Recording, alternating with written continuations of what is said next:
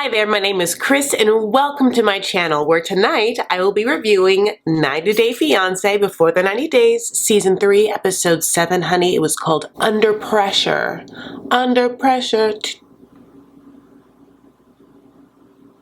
80s music is sort of lost on me, like new wave, like I get it. I mean, that's fine for other people, it's not for me. Okay, first couple is Rebecca and Zayed. Honey, they are spice shopping at the bazaar, at the souk, honey. They are smelling things. It's cumin, it's turmeric, it's curry as far as the eye can see. Honey, it's powders of jewel tones of every kind. So many mustard looking, orange, pumpkin spice, nutmeg, cinnamons. Just pounds of it. Zayed says his mom and dad accepts Rebecca so that he can be at ease. Really not looking good for Rebecca. But regardless, he's like, here, have some olives. Zaytun. Yeah, pop that in my mouth. I'll spit out the seed. What's happening is Zayed and Rebecca are going to his sister's house. And so they're at this market to, you know, look around, enjoy the culture. Oh, and get her a gift. I love that Rebecca's like, I don't want to show up empty-handed to his sister's house like you did his parents, like everyone did the last episode. Zayed says his sister will be making macaroni, which sounds promising. Is it Kraft? I love Kraft. Probably not Kraft. Who am I? Nicole? Jesus. But here's the thing. She has to bring something to Zayed's sister because Zayed's sister is not into it. We thought the parents were going to be a roadblock. The sister is even more because A, the sister is bitchy. But the sister is like, I don't want Zayed to move. We're a close family. He's my little brother. Why does he have to move? Why can't you move? Why can't you sacrifice? Here's the reason why. A, Zayed is 20 goddamn nothing and has no kids. Rebecca is 47, has grandkids, as we have over and over said, but also, as we have become painfully aware, Zayed is doing this for the ease and comfort that it'll bring his life. And guess what? That ease and comfort's not happening in Tunisia, as we can tell. There's no showers. Is there showers at his sister's house? So I'm just saying, sis, I do like you. I think you're cute. I mean, I don't know what you made them. It looked like a big zucchini in a pot of like pasta, but let's get real. Like, he's sacrificing, but he's also gaining, and none of that would happen if she was coming here. Okay, so put on a happy face, stop talking about her in Arabic and then being rude about her like multi-marriages. Oh, to the ex of your ex? Oh my God, so many exes. She must really be a horrible wife. Unlike me, I steam a whole zucchini and plop it in a plate of pasta. I have a French accent. Rebecca, before they got to the sister's house, was like, don't leave me alone with her. And the minute they get there, he just leaves her alone with her. He's like, hi sis, Rebecca, bye. Didn't even say the ka in Rebecca before he was out that room. Rebecca just had to be like,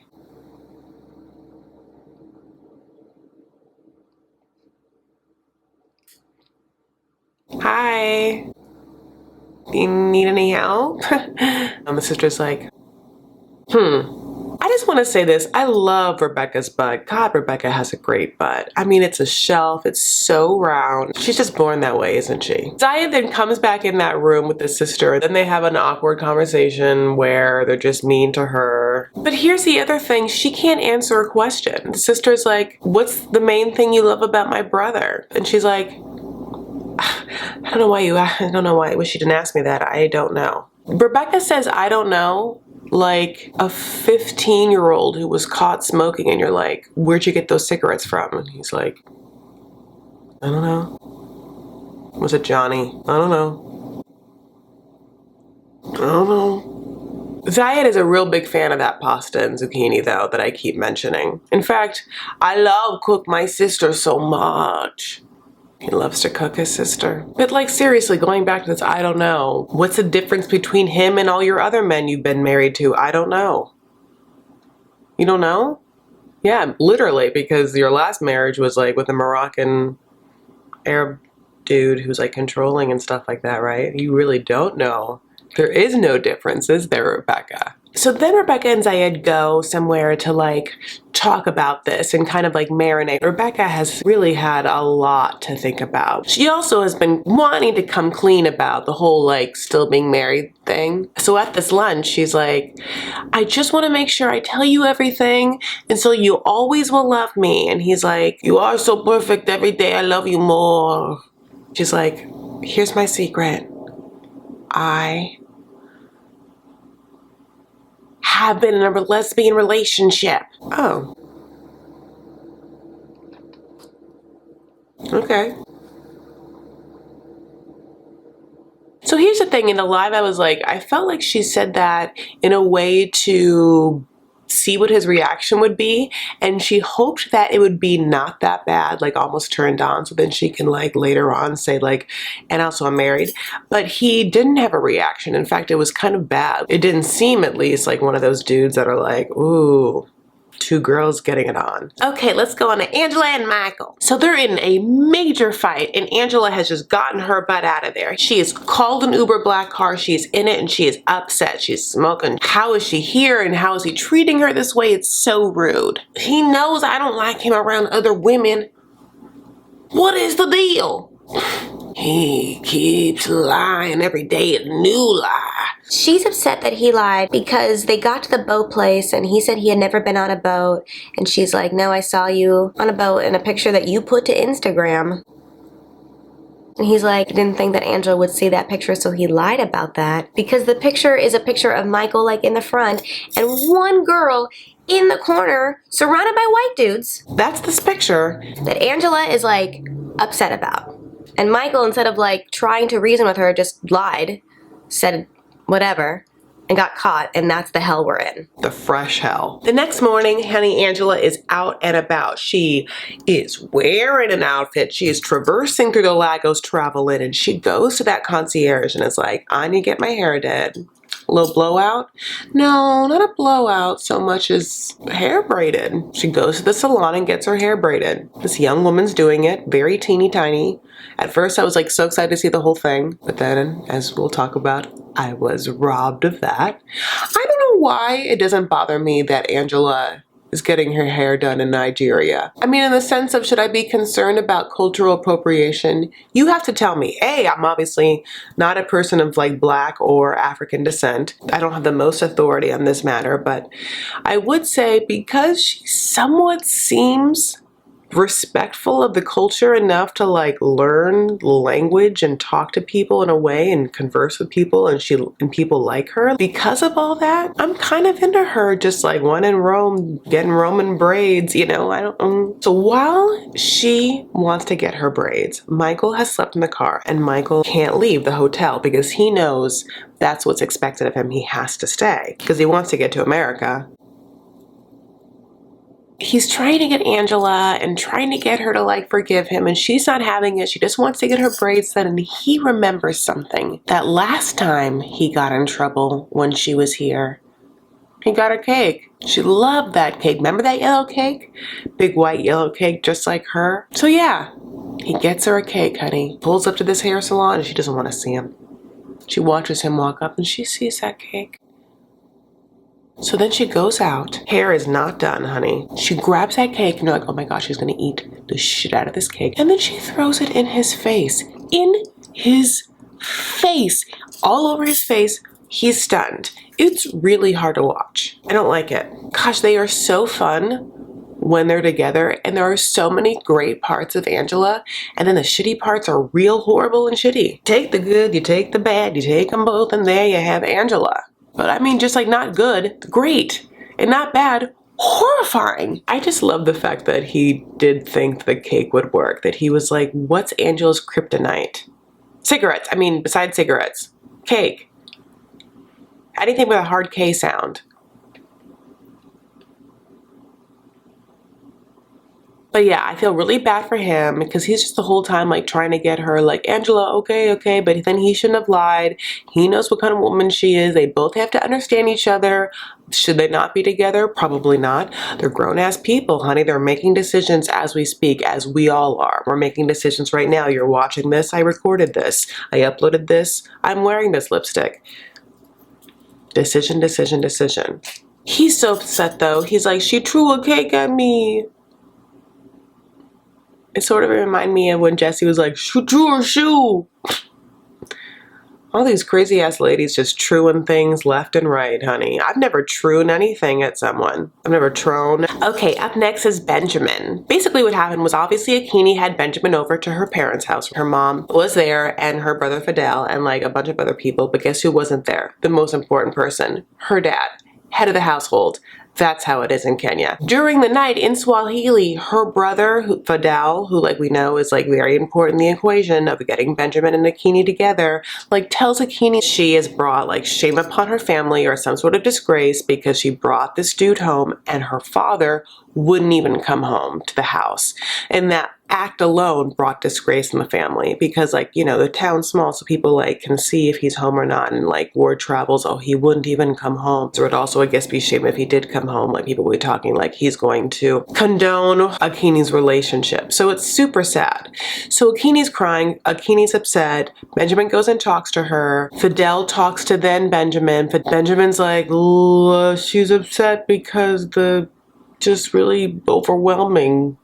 And Fidel's like, no, it was you. It was you that did it because you didn't bring that present last time. You're fucking it up left and right here, just so you know. Fucking it up left and right. So then Benjamin's like, I gotta take this because I can't tell him it's him.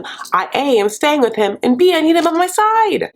So anyway, the next day, he's singing, honey. From the Bible. A Bible that is very marked up. Lots of green post-its, honey. Nothing but the blood of Jesus. Nothing but the blood of Benjamin. And by the end of this episode, I also feel bad for him because he misses his son, honey. So he's just ministering on this bed, missing his son. And then Akini texts him and then he goes down and gets to like hang out with Akini. But like, she won't talk to him. And he's like, will you talk? Or when she's like, no, that's not my culture. Like, we don't talk. And he's like, well, we have to like talk if we are going to be together and raise kids. She's like, yeah, but you have to understand that's like a you thing and a white thing and an American thing. I'm mad. Okay, next up is Darcy. They're on their way to Albania. Darcy is taking that luggage down from the Airbnb. He's like, sorry, I can't help you, love. My stupid ankle. And he's like, yeah, get used to that, Darcy. He's never gonna help with anything. It's downstairs. You can hold one luggage and the rail and then just like howl down. Because you're dating someone who's like 4 foot whatever. So she needs help. Step up those stairs. So on their way to Albania, Darcy, you know, like lets Tom know that Stacy, you know, got engaged her first time, that she went there to meet her dude, that he's, you know, really nice, that they've been together for 3 years. So you know how he is. He gets off that plane, he wants to get to the hotel and freshen up. We already know how he feels about airplane breath and how fast he needs to get to a hotel. And here's the thing, Stacy made dinner plans for them at a place and they should have taken a moment to just been like, hey, we need some time to do us. Like, we've just landed and we need to like freshen up and take care of ourselves. That's a self-care maneuver, but they didn't. So now we have the drama of them being like, oh, he's so tired, and Darcy has to like change her shoes really quickly because she's very into not letting Stacy show her up. Darcy and Stacy are aware of where each other is in relationship to the other, and they better be on top. This is also hard to watch because I have thoroughly enjoyed Stacy and Darcy this whole time.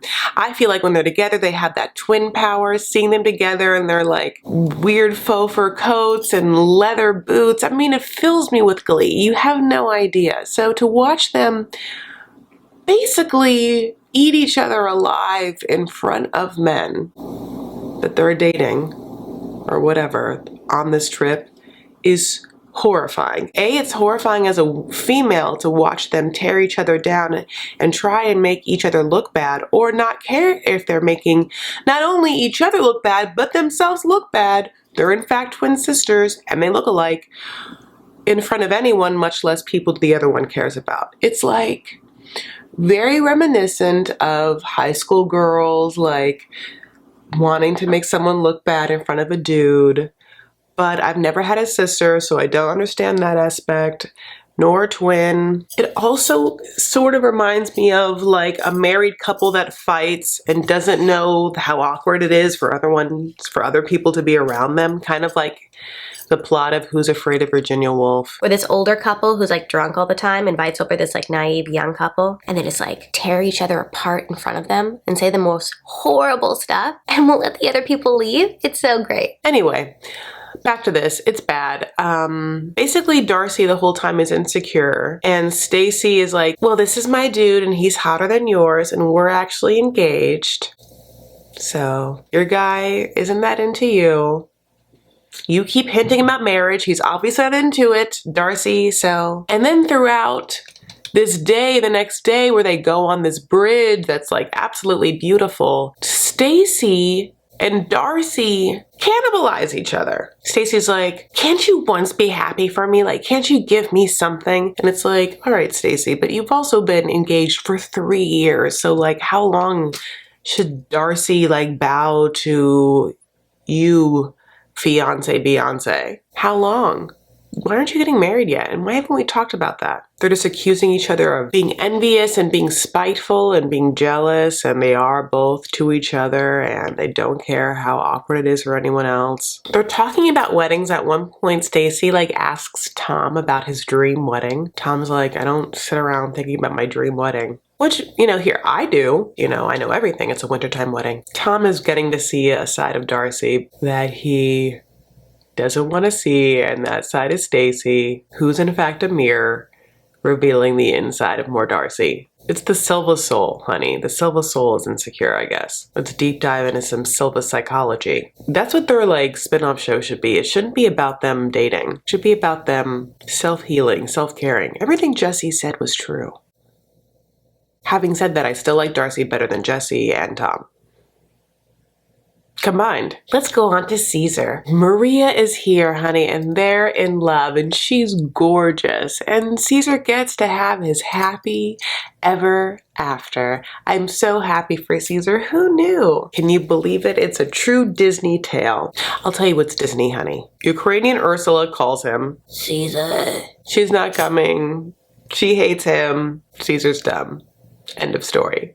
Can't wait till they make the remake. Okay, next up is Timothy. So Timothy's in a park trying to get back the ladies in his life. And both Violetta and Jennifer show up with matching sunglasses. And they won't be having it. They're literally being blinded by his bright red ass flags. We're also both of us hungover. Especially Violetta. She had like 3 bottles last night of tequila. They both give him the cold shoulder. It's so cute. Especially Violetta's, it's so tiny. She's like, They get in a taxi. I have to see one more GoPro shot of them in the backseat, all 3 squished while Violetta takes one whole half. I'm gonna die. No, I won't. Give me more. They are just having a day, honey, and Timothy is wearing a black shirt, black baseball cap, both b-boy style to the back and sometimes to the front, depending on how he's feeling in that very moment. Dog tags. They take one of those like people movers up a mountain. Ski lift, but it's like, I don't know if they're skiing, it's not snow. Like Violetta is having the time of her life. She's like, oh my God, let me see. Yes, honey, I'm living up here. And he's like, Violetta's not scared. And Jennifer's like, no. She's a baby, but she's not a pussy. Unlike some other people in this lift, we know. You. Then they have this horrible awkward conversation where he's like, do you want other kids? And she's like, yes, one specifically one and a boy. And he's like, okay, well, great. That sounds great. Me too. We would have great kids, great looking kids. Anytime a guy says that, I'm like, you're presuming that my DNA will take over completely. Which I hope it does. We can't pray for that. We might have one good-looking kid and one kid that favors you. She's like, it's funny that he talks about having kids with me when he has not even touched me. Ask and you shall receive, honey. You're gonna get some small doll hands on you soon. Precious moment figurine hands on you. So pale you can see the purple veins in them. Okay, last but not least, and I have not written a lot about this person, is Avery. I have lost my voice a little bit. I'm so sorry. The mom has a countdown and starting to like think things are weird, sniffing things out. She doesn't like certain things. I also think that she's low-key like, why haven't we seen any of his family? I guess there's a war happening, but that's it. There's like a war, and so none of his family's gonna come to this wedding. That seems weird. And she's also feeling like Avery does nothing but put blinders on. It's just like, knock, knock, Habibi every day. You know what I'm saying? I love that. Knock, knock, Habibi, always.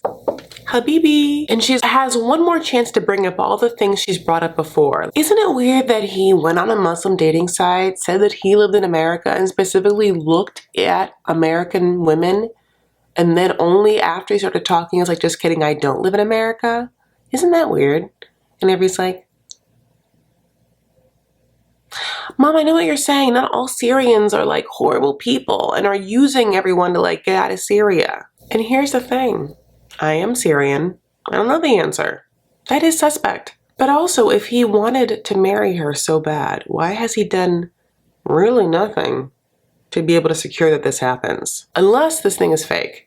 And what's happening is next week we're going to have some sort of other roadblock that he didn't get some other guy to write off, or he has to go to some council or some sheikh or some shah to get some other pass for either Avery or whatnot. If I was to intuitively tell you, it does feel like he actually does love Avery. And she obviously loves him. I don't know if they're going to stay together. It's two different worlds. And I don't know who Avery is, truly, to make such a rash decision so early on. It seems like she has not found herself. It seems like she's still experimenting with identities, which is fine, and I get it. And there's no shame to it. And that's what growing up is. But this is like so extreme in the whole moving to a war-torn country thing that we just have to hope and pray that like it works out. Or that she learns a valuable lesson. And therefore us as well. Vicariously through this woman. And poor Terry. All right, that's it, guys. I am so thankful that you are here, that you have watched my video, that you liked it. Hopefully you did. If you do, please give it a thumbs up. If you don't like this video, give it a thumbs down. Do you? Comment, I'll write back. You can follow me on Instagram and Twitter. My name is @ChrisL.Farah. The L is for luggage, specifically Darcy's, specifically baggage luggage. That we are witnessing, honey. And it's not one of those To Me Away bags with a rechargeable cord that's all fancy. It's a fake Louis with a rip down the side. And a tag for when she went to Punta Cana that one time, still on it. Anyway, thank you so much. Take care of yourselves and one another. Stand up for what you believe and make art. I'll see you later. Bye.